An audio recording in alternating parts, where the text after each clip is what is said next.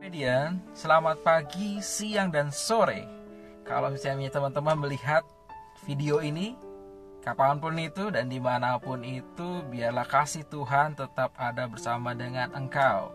Hari ini selama 3-5 menit ke depan, saya mau sharing tentang kasih.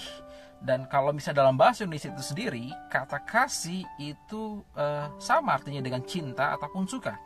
Tapi penggunaannya pun sama. Misalnya contohnya dikatakan bahwa aku suka kamu, aku cinta kamu, atau mungkin sayang ya, aku sayang kamu, itu sama, nggak jauh beda. Nah, jadi sebenarnya ketika menggunakan kata suka, sayang, cinta, ya sama aja artinya dalam artiannya. Sedangkan kalau dalam bahasa Yunani, kata kasih itu sendiri ada empat kata. Ada itu agape, ada itu phileo, ada itu storge, ada pun eros. Nah, kata kasih dalam bahasa Yunani ini dalam Alkitab dicatatkan dalam Perjanjian Baru. Kenapa? Karena Perjanjian Baru dicatat dalam bahasa Yunani, sedangkan Perjanjian Lama dicatat dalam bahasa Aram, bahasa Ibrani. Nah, yang luar biasanya lagi, dari keempat kata ini hanya dua yang tercatat di dalam Alkitab atau Perjanjian Baru, yaitu agape dan phileo. Jadi kalau teman-teman melihat di Perjanjian Baru ada tulisan kata kasih, itu menggunakan dalam bahasa Yunaninya menggunakan kata agape ataupun phileo. Nah, phileo itu seperti apa sih? Antara agape dan phileo ini sebenarnya ada berbeda.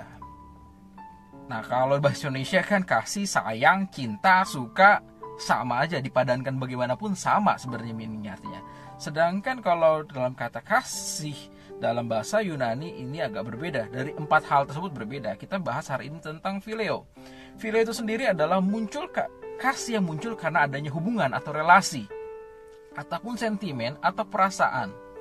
Jadi contohnya, kalau saya punya hubungan dengan saudara saya, misalnya saya bersaudara dengan adik ataupun kakak saya. Nah, saya mengasihi dia. Nah, kata kasih yang digunakan di sini adalah phileo.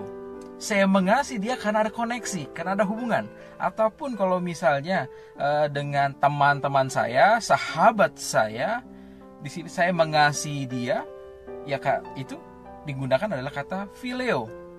Jadi mengasihi karena adanya koneksi, karena ada hubungan, karena ada sentimen perasaan yang sama, mengalami hal yang sama. Jadi teman-teman, di sini bukan karena tiba-tiba kita ngelihat orang terus kita bantu dia, dibilang oh itu phileo, bukan. Jadi kasih di sini kan ada sebabnya. Saya mengasihi A karena dia saudara saya. Saya mengasihi B karena dia teman saya. Ada satu koneksi, ada satu hubungan yang tercipta di sana yang menyebabkan adanya kasih. Ada ungkapan kasih di sana. Oke, contohnya kita ambil dari Yohanes 21 ayat 15 sampai 17. Ini mungkin teman-teman pernah tahu bahwa bagaimana Yesus bertanya kepada Petrus tentang, "Hai Petrus, apakah engkau mengasihi aku?" Berapa kali Yesus mengatakan kepada Petrus? Ya. Yesus mengatakan sampai 3 kali. Apa jawabnya ya Petrus? "Ya Tuhan, aku mengasihi engkau." Tapi kalau misalnya kita lihat dalam bahasa aslinya, ketika pertama kali Yesus mengatakan, "Hai Petrus, apakah engkau mengasihi aku?" dan kedua kalinya, "Hai Petrus, apakah engkau mengasihi aku?" Di sini menggunakan kata agape.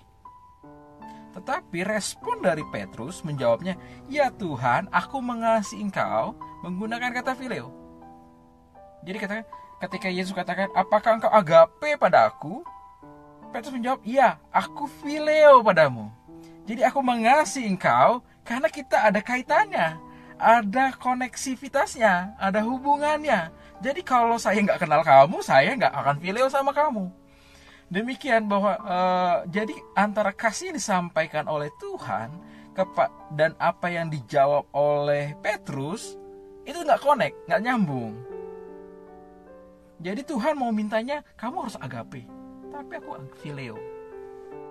2 kali Tuhan Yesus bertanya kepada Petrus dengan menggunakan kata agape, dan 2 kali jawaban dari Petrus menggunakan kata phileo. Dan yang ketiga kalinya Yesus nggak menggunakan lagi kata agape, tapi dia bilang gini, "Hai Petrus, apakah kau mengasihi aku?" Tapi menggunakan kata phileo. Petrus saja jawab lagi, "Ya, aku phileo padamu." Kenapa? Karena di sini adalah bahwa Petrus mengenal Yesus.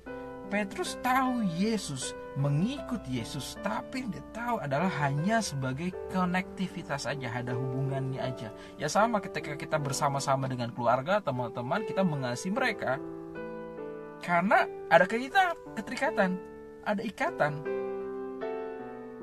Maka kasih fileo itu muncul karena ada ikatan, karena ada hubungan, koneksi.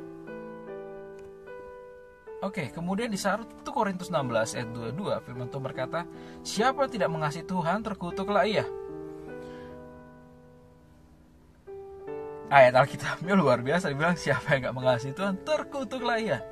Nah, di sini kalau di dalam bahasa aslinya dikata siapa yang tidak mengasihi Tuhan, di sini menggunakan kata phileo sekali lagi. Maksudnya apa? Kau mengasihi Tuhan sama seperti kau mengasihi sahabatmu. Tuhanlah bukan Tuhan yang jauh, bukan Tuhan yang menakutkan, tapi dia sama seperti seorang sahabat.